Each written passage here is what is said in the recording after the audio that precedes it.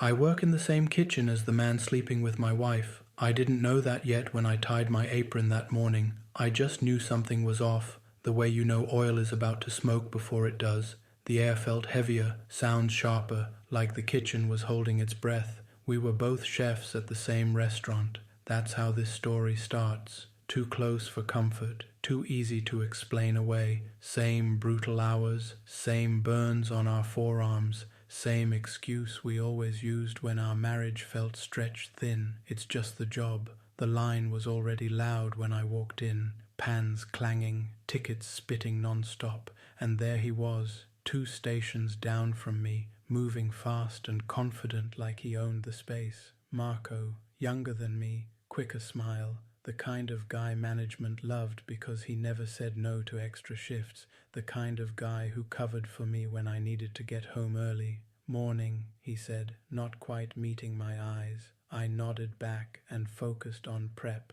I told myself the tension I felt was just another long day starting. Kitchens train you to ignore discomfort. You work through heat, through cuts, through exhaustion. You learn how to keep moving even when something inside you is screaming to stop. My wife came in late. She slid onto the line like she belonged there, which she did. She was good, better than me, if I was being honest. Calm under pressure, precise, the kind of chef everyone trusted, including me. She didn't look at me right away. She went straight to her station, brushed past Marco, and something passed between them. Not a touch, not a word, just recognition, familiarity. That was the first crack. During service, I caught myself watching them instead of my food, the way they communicated without speaking, the way she leaned in when he said something, even though the kitchen was loud enough that leaning wasn't necessary, the way he smiled at her like he already knew the ending of a joke she hadn't told yet.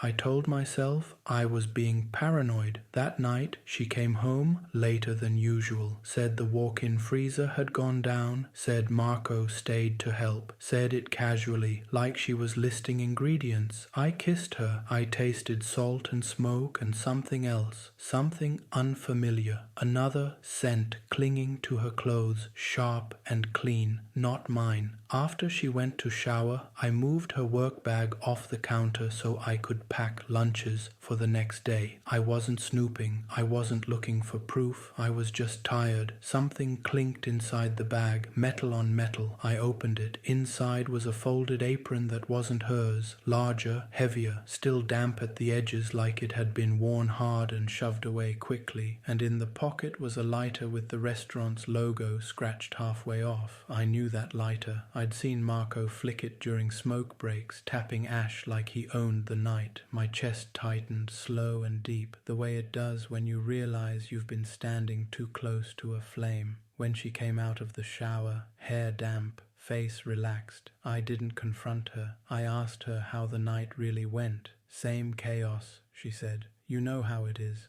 I did know how it was. That's what scared me. The next day at work, Marco avoided my eyes. My wife didn't. She moved around him like they shared gravity, like the kitchen had rearranged itself to make room for them. During prep, her phone lit up on the stainless counter. Just a second, long enough for me to see the preview before she flipped it face down. Last night was insane. She glanced at me immediately after, checking. I kept chopping. That afternoon, I stayed late on purpose. I told her I'd finish inventory. I watched from the alley as staff filtered out one by one. When Marco stepped outside, she followed a minute later. They didn't touch. They didn't need to. They stood close, laughing softly, bodies angled toward each other like the world wasn't waiting on them, like they had time. Like they had a secret. When she finally came home, she acted normal, kissed me, asked about my day, slid into bed beside me like nothing had changed. But everything had, because kitchens don't just teach you how to cook, They teach you how to hide burns, how to clean messes fast, how to keep moving even when something's ruined. Lying there beside my wife, smelling smoke and another man's cologne, I realized the truth wasn't coming in a dramatic confession. It was already here, standing next to me on the line. The next morning, I moved through the kitchen like I was wearing someone else's skin. My hands still worked, knife steady, motions automatic, but my attention kept drifting to the spaces between stations, the small gaps where people lean in to talk, the places where shoulders brush and no one apologizes, the moments I'd always dismissed as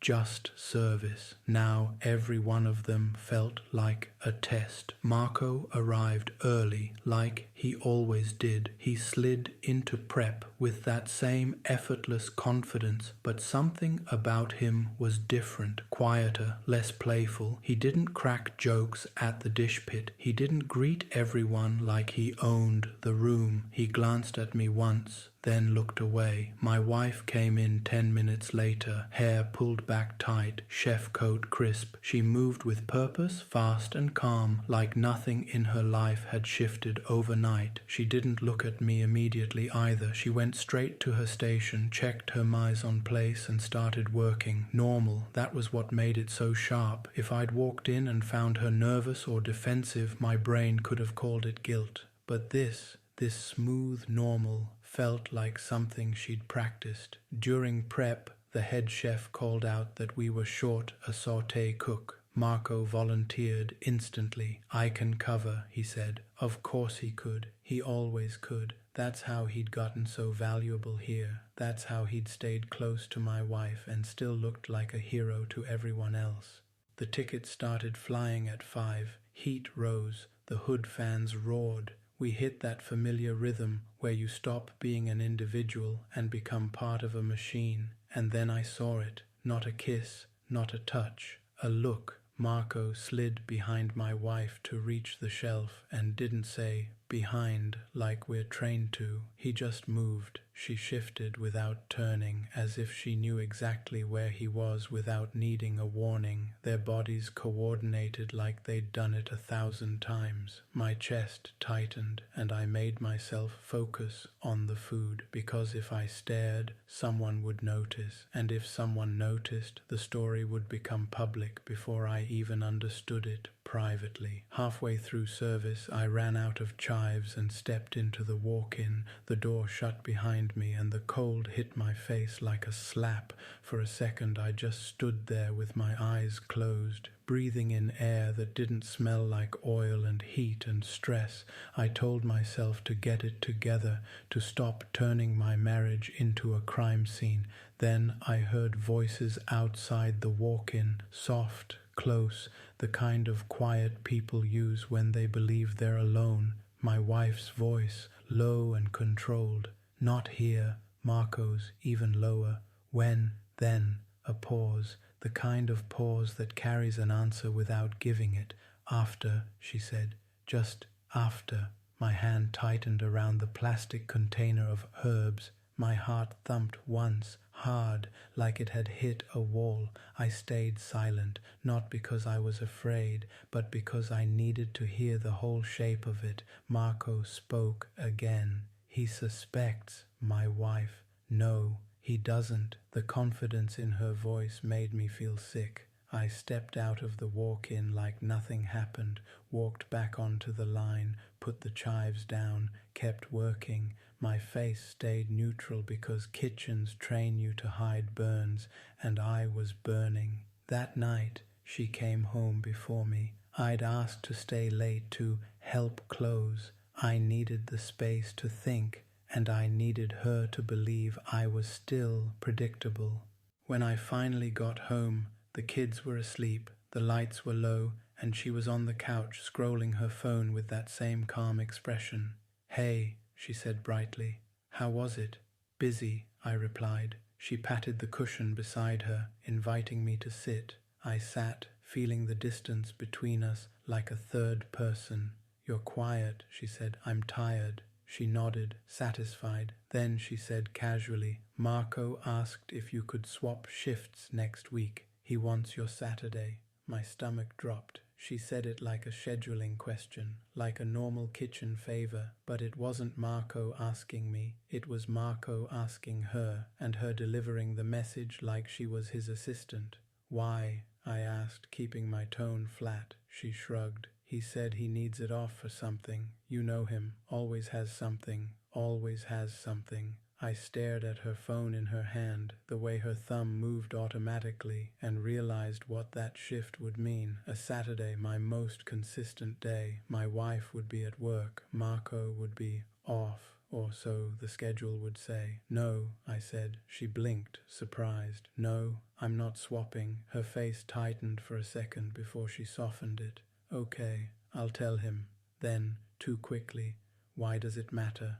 That question was the tell. If it didn't matter, she wouldn't need to ask. It doesn't, I lied. She leaned her head against the back cushion and exhaled like the topic was settled, but I could feel the change in the room, like a wire had been pulled taut. That night after she fell asleep, I did the thing I swore I wouldn't do. I checked her phone, not because I wanted to become a different kind of man, but because I was already married to a different kind of woman, and pretending I didn't see it wouldn't make it untrue. The message thread was there. Marco, the texts weren't explicit. That was almost worse. They read like coordination, like two people arranging access. You good? He home. Walk in was close. After service. Same place. Same place. I scrolled until my thumb stopped on a photo. It wasn't a photo of bodies or anything graphic. It was a photo of a stainless steel counter in the prep room. 2 coffee cups side by side. One of them had my wife's lipstick mark on the rim. The other had a familiar chip on the handle.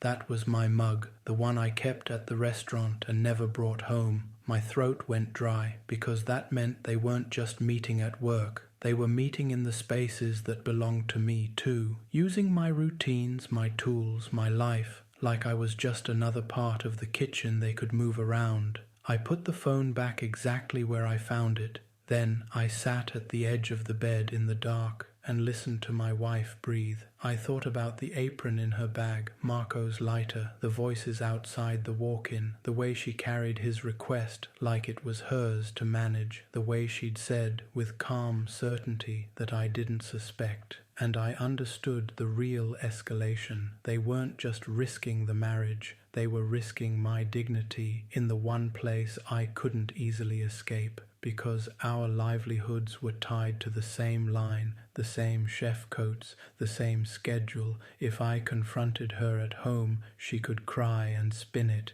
If I confronted him at work, it could explode publicly. And I realized something else, colder and clearer than the rest. If they were comfortable enough to plan around me, then I needed to stop reacting like a husband and start thinking like a man who refuses to be the last one to know his own life. The next day I went to work early, not to cook, to watch where they went when they thought no one was watching. I got to the restaurant before sunrise, when the street outside was still empty and the building smelled like yesterday's smoke and sanitizer. The kitchen was dark except for the glow from the walk-in display, and the quiet felt unnatural, like a stage before the actors arrive. That's what this place had become in my head, a stage. I clocked in early under the excuse of catching up on prep, and nobody questioned it because chefs are always chasing time. I moved through my usual routine, but my eyes kept drifting to the places that mattered now. The walk-in door, the prep room, the staff hallway that led to the back exit. I wasn't here to cook. I was here to learn how they moved when they thought I wasn't watching. Marco arrived next. He came in fast, shoulders squared, trying too hard to look normal. He greeted the dishwasher, joked with the prep cook, then glanced toward my station as if checking whether I'd already planted myself there. When he saw me, he didn't smile. He just nodded and went to his side of the line. My wife walked in 10 minutes later. Same crisp coat, hair tight, calm face. She gave me a quick kiss on the cheek, something she rarely did at work, like she was marking territory. That gesture should have felt affectionate. It felt strategic. Service started in its usual wave, early tickets, then a rush. I worked clean and quiet, but I noticed the small things, the way Marco and my wife timed their trips to the walk-in so they didn't overlap with me, the way she kept her phone close, face down, like it was hot. Then, just after noon, the moment I'd been waiting for showed up disguised as routine. The head chef called out, "Marco, you got the delivery." Walk-in, check. Marco wiped his hands and headed toward the back. A minute later, my wife said, "I'll grab more herbs." She didn't need herbs. We had plenty, but she said it loudly, like an announcement for anyone listening, then disappeared toward the same hallway. I followed 30 seconds after, not rushing, not sneaking, just moving with the normal pace of a chef who belongs in every corridor of this place. The walk-in door was closed when I reached it. The prep room lights were off. The hallway was quiet but not empty. I could feel presence behind the door the way you can feel heat near a flame. I didn't open it. I stood there and listened. At first, I heard nothing but the faint hum of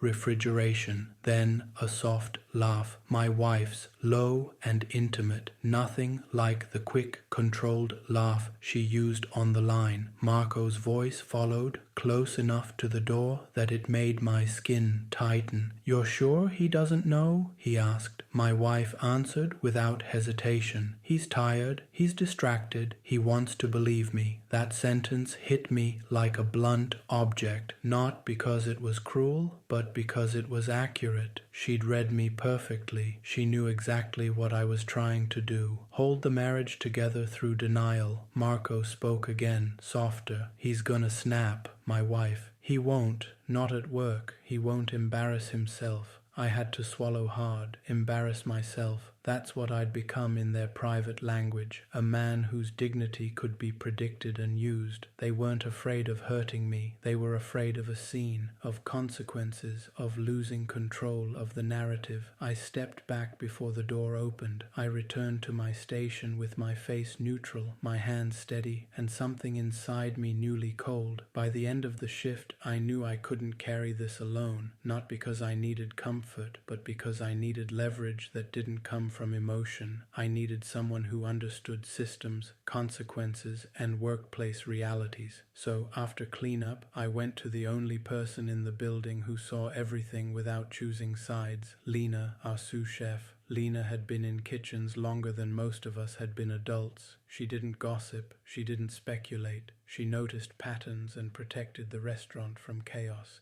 If there was an ally to be found here, it was her, not because she was my friend, but because she respected order. I asked if we could talk in the office. She looked at me for a long moment, then nodded. When the door closed, I didn't start with accusations. I started with truth. "I need to know if you've noticed anything between my wife and Marco," I said. Lena didn't flinch. That told me the answer before she spoke. She sighed and leaned back in her chair. "I was hoping you wouldn't ask me that." My throat tightened. "So, you have." She rubbed her forehead like this was a headache she'd been carrying for weeks. "I've noticed closeness, too much closeness." "How long?" I asked. "Long enough that it stopped looking accidental," she replied. That was the most honest sentence anyone had given me so far. I nodded slowly. "I'm not asking you to take sides." "I'm not interested in sides," Lena said. "I'm interested in the kitchen functioning. I'm interested in my life not being used as a joke," I replied. She held my gaze, then reached into a drawer and pulled out a small notebook. She flipped it open, eyes scanning. "We've had complaints," she admitted. "Not official. Staff said they disappear together during shifts. Said it's uncomfortable. Disappear. That word felt like proof. Why didn't you tell me? I asked, not accusing, just exhausted. Lena's expression softened slightly. Because you're married, because you work well, because I don't want drama, and because people don't like being the messenger. I understood that. I hated it, but I understood it. Then she said something that changed the shape of everything. If you're going to confront this, she added, don't do it on the line. I let out a slow breath. What do you mean? I mean Marco's been angling for a promotion, she said, and your wife, she's been protecting him, covering his mistakes, adjusting schedules. It's not just personal, it's affecting work. Schedules. That word landed like an echo from my wife's earlier comment. He won't embarrass himself. They'd built this affair on predictability, mine. And now Lena was telling me it wasn't just my marriage being rearranged. It was the kitchen too. I left the office with my hands shaking for the first time since this started, not from rage, but from clarity. I had confirmation from someone objective. I had staff complaints. I had their own words outside the walk-in, still ringing in my ears, and I had a choice to make, because confronting them privately might save my pride, but cost me the truth. Confronting them publicly might protect the kitchen, but destroy my reputation. I stood in the empty dining room after closing, looking at the tables set for tomorrow, and realized the worst part wasn't the betrayal. It was the trap. They'd chosen an affair partner who worked beside me, so every option hurt. Every path risked something. My job, my marriage, my sense of self. But now I knew what they believed about me. They believed I wouldn't act. They believed I'd swallow it to avoid embarrassment. And that belief, more than the apron, more than the texts, more than the laughter behind the walk-in door, was what finally hardened my spine. Because if they thought my dignity made me predictable, then they were about to learn what happens when a man stops trying to keep the peace. The next day, I didn't walk into the restaurant like a husband. I walked in like a chef who'd finally stopped protecting a lie. I kept my movements normal, apron on, hands washed, knives set. The kitchen was already warming up, the first deliveries rolling in, the early prep cooks talking about nothing. My wife arrived a few minutes after me, calm and focused like she'd slept well. Marco came in later, a little too loud, overcompensating, the way people do when they think confidence can erase guilt.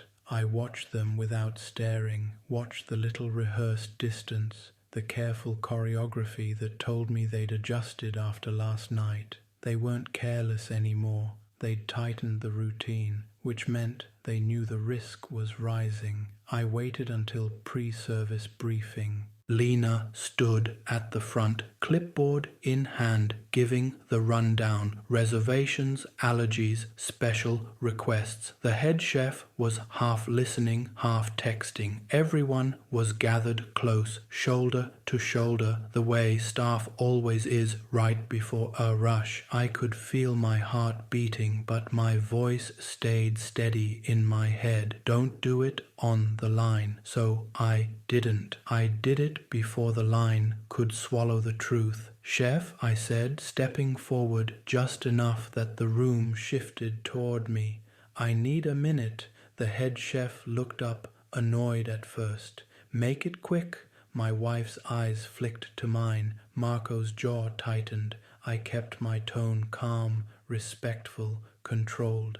I'm requesting a private meeting with you and Lena right now. The head chef frowned. We're 5 minutes from service. I know, I said, and if we don't handle this now, we won't have a kitchen to run. That got his attention. Lena didn't look surprised. She just nodded once, like she'd been waiting for me to choose a direction. The head chef pointed toward the office. Fine, now. We moved. Me, the head chef, Lena. As the office door closed, I heard my wife take a sharp breath outside, and I knew she'd understood what this meant. The problem was no longer contained between us. Inside the office, the head chef crossed his arms. What is this? I didn't start with accusations. I started with facts, because facts don't shout and they don't beg. There's an inappropriate relationship happening between two members of your staff, I said. It's affecting scheduling, performance, and the environment. His eyebrows lifted. Who?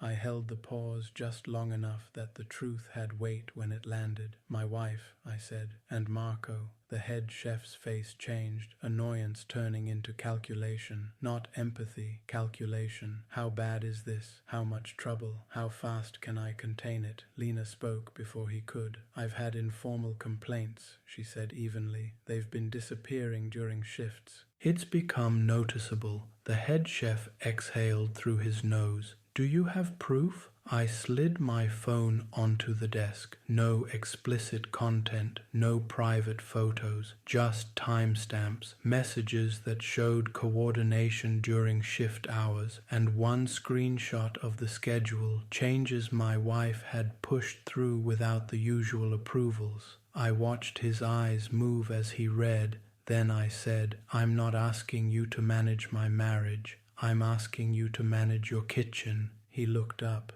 If this is true, it is, Lena said quietly. The head chef leaned back and pinched the bridge of his nose. Bring them in. My stomach tightened. This was the moment where my life stopped being a private ache and became a public reality. Lena opened the office door and called for them. My wife walked in first, composed but pale. Marco followed, trying to look relaxed, but his hands were too still, like he didn't know what to do with them. The head chef didn't waste time. Is there something going on between you two? My wife's eyes snapped to me, not anger, fear that the story was no longer hers to manage. Marco swallowed. Chef, my wife cut in fast, too fast. This is personal. This shouldn't be here. The head chef's expression didn't soften. It's here because it's affecting my staff and my operation. So I'll ask again, is there a relationship? Marco looked at my wife like he was waiting for her to decide what the truth would be, and that hesitation was a knife. Because it told me she didn't just cheat, she led, she directed, she controlled the narrative for both of them. My wife lifted her chin. Yes, she said finally, but it didn't affect work.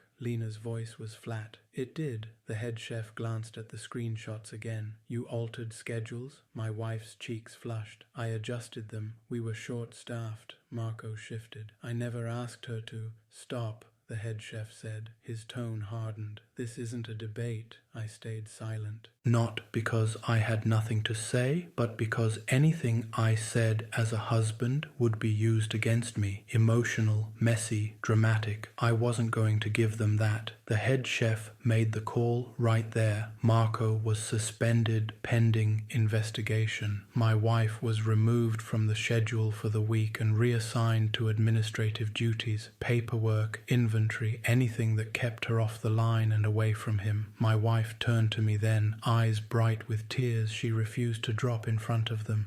You did this, she whispered. I looked at her, calm. You did this. The head chef dismissed them. They walked out separately, but the air they left behind felt scorched. When the office door closed, Lena looked at me carefully. You okay? I wanted to say yes, but what came out was the truth. I don't know, because now the kitchen knew something had happened, not the details, but enough. The staff's eyes would linger, whispers would start, my marriage would be reduced to glances and assumptions. I'd protected my dignity by bringing it into the light. That was the trade. Service started anyway, because restaurants don't pause for heartbreak. Tickets printed, pans hit burners. The world kept moving, and I moved with it, because that's what chefs do when something is ruined. We keep cooking, but every time I reached for my mug at my station, I thought about the photo Marco had sent her,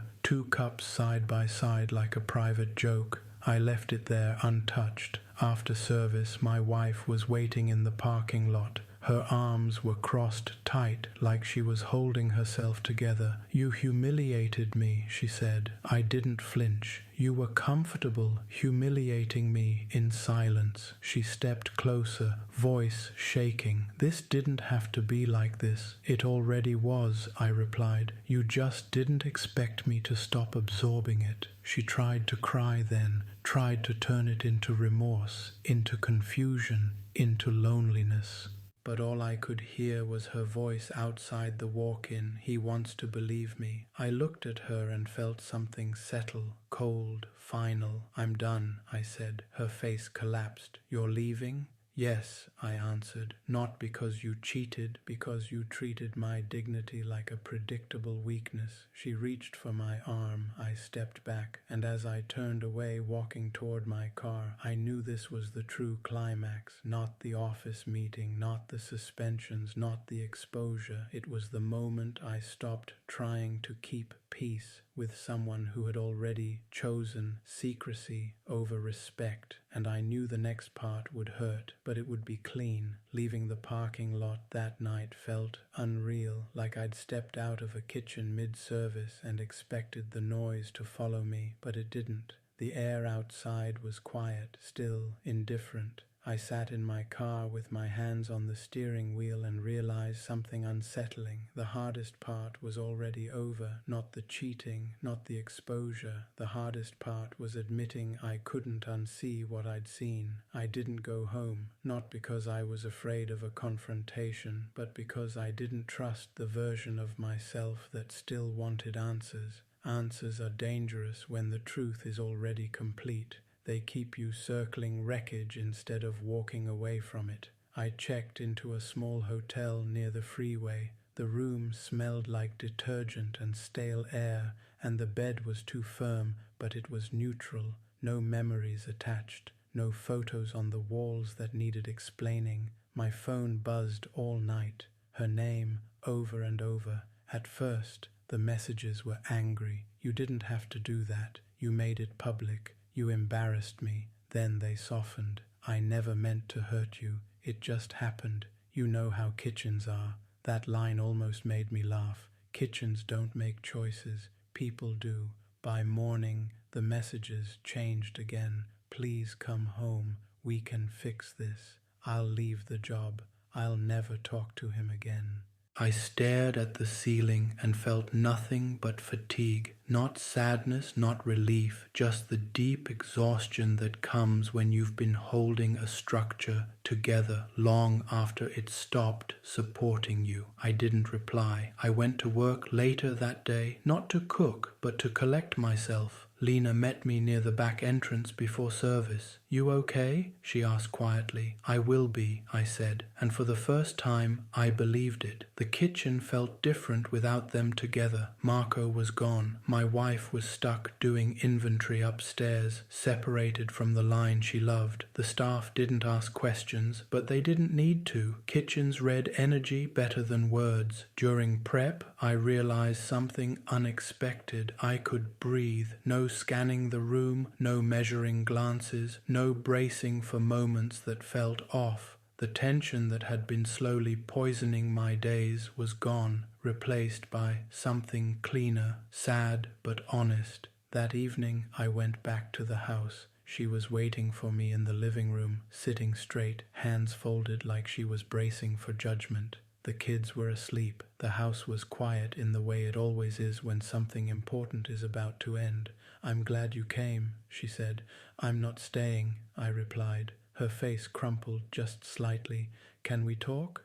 "We've been talking for months," I said, "just not out loud." She tried to explain again. Stress, long hours, feeling unseen, how Marco made her feel wanted when everything else felt heavy. I listened, not because I needed to, but because I wanted to understand one last thing, whether she saw what she'd done as a mistake or a strategy. When she finished, she asked, "Do you hate me?" "No," I said honestly. "I just don't trust you." That answer seemed to land harder than anger would have. "I never thought you'd expose it like that," she said quietly. "That's the part you're still not understanding," I replied. "I didn't expose you. I stopped protecting a lie that was costing me my dignity. She looked at the floor. I thought you'd keep it quiet for the kids, for us. There was no us in what you did, I said. There was only convenience. I packed my things slowly, clothes, documents, personal items that had meaning before the marriage and would still mean something after it. She hovered nearby, saying my name like it might pull me back into a version of myself that didn't exist anymore. At the door, she finally broke. I don't know how this happened, she said, crying openly now. I do, I replied. It happened because you believed I wouldn't leave. The silence after that was absolute. The separation was quiet. No screaming, no courtroom drama, just paperwork, schedules, and the careful reshaping of a life that no longer fit together. She transferred restaurants. Marco never came back. The kitchen recovered the way kitchens always do, by moving on. So did I. Months later, I found myself enjoying small things again. Morning coffee without rushing, cooking meals that weren't for service or survival, evenings where my thoughts didn't loop back to the same unanswered questions. One afternoon, while wiping down my station after a clean service, I noticed my old mug was gone. Someone must have tossed it by mistake. For a moment, I felt a flicker of loss, then nothing. I replaced it with a new one, because that's what this became about in the end. Not punishment, not revenge, not even forgiveness. It was about choosing not to live inside a space where I was predictable enough to be betrayed and quiet enough to be managed. I didn't lose my wife to a co-worker. I lost her to a version of herself that believed secrecy was safer than honesty, and that my silence meant consent. And the moment I stopped protecting that belief, everything changed. Kitchens teach you a lot of things. How to survive pressure, how to clean up messes, how to keep going when something burns. But the most important thing they taught me was this: when something is ruined beyond saving, you don't keep serving it. You step back, you let it go, and you start fresh with clean hands.